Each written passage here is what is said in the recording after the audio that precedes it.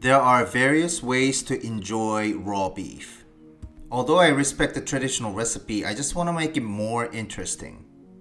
You see, even with the same ingredients, you can create different textures. If you want to up your tartare game, you're in the right place. Korean steak tartare. Let's begin. First, I want to let you know that this recipe requires 5 days of prep ahead. That is because of the curing time of the egg yolk. We need to mix the equal volume of salt and sugar. If you want variations, you can put some spices or dry aromatics in it.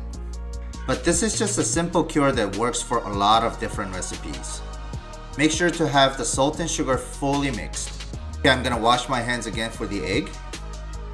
And you do this easy process of separating the egg yolk. You just simply need to, It's okay, I should have used the bigger container from the beginning. Anyway, you separate the egg yolk. Dig out a little hole to safely park the egg yolk. And very gently lay the egg yolk in the hole. And bury this guy like you're hiding a dead body from the police. Close the cover. And this requires 5 full days in the fridge. So you don't have to do anything in the meantime, just like keep it in the fridge for 5 days and you're good. 5 days have passed and let's check out the egg yolk. Just empty out everything in the container and you'll find this sugar salt coated egg yolk. It might be still soft in the center, so do not apply any pressure on it. Rinse the surface of the egg yolk with the cold water and we're going to dry this. Are we finished? Not quite yet, almost there. We're going to dehydrate this in the air fryer or the oven. Use the lowest setting and then check after like 5 minutes. And you will get this beautiful cured egg yolk. Now let's prepare the fingerling potato chips. Thinly slice the potato and just rinse it out with cold water. Some people might say that you have to soak it overnight or something, but this is thin slice, it's gonna be crispy anyway. Fill up your fryer and wait till it reaches 350 degrees Fahrenheit. Drop all your potatoes at once and this will take about 2 minutes. Make sure there are no double pieces by stirring with a ladle or a spoon.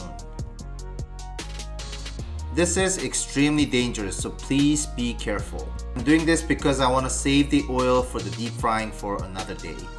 Shake off the excess oil from the chips.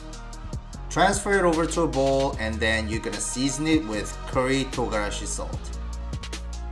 And make sure they're evenly seasoned. For the tartare, you need finely chopped shallots, scallion rounds, and the Asian pear. You can use a different kind of pear like a bosque or anjou, but those do not have the firm texture like this Asian pear. Peel and slice the pear in 1/2 inch thickness and make sure not to waste your food. And cut these slices into strips and into small dice, a little bit less than 1/2 inch. Now let's get the steak ready. Trim off excess fat or any kind of connective tissue. You want this to be 100% meat. No fat, no connective tissue at all. Then you follow the same procedure like you cut the Asian pear. Slice first and then into strips and into the same size as Asian pear cubes. Quick size check, this is the beef cubes and the Asian pear. Now let's prepare the tartare. You put in the steak first, season with salt and ground black pepper. Add the shallots, scallions, and the Asian pear. And I'm using the Gochujang sauce from the previous episode, and the recipe will be posted in the video description. Mix in the toasted sunflower seeds and about a teaspoon of sesame oil. Combine and mix everything well. And put a mold on the center of the plate. Pack this in with the tartare mix. You don't have to press this too hard, but just work on the edges of the rim a little bit. And now let's grate the cured egg yolk on top. I used about half the egg, but you can go way more than that. Just go crazy with it. It's really good. And naturally scatter the potato chips around and a little bit more scallion rounds.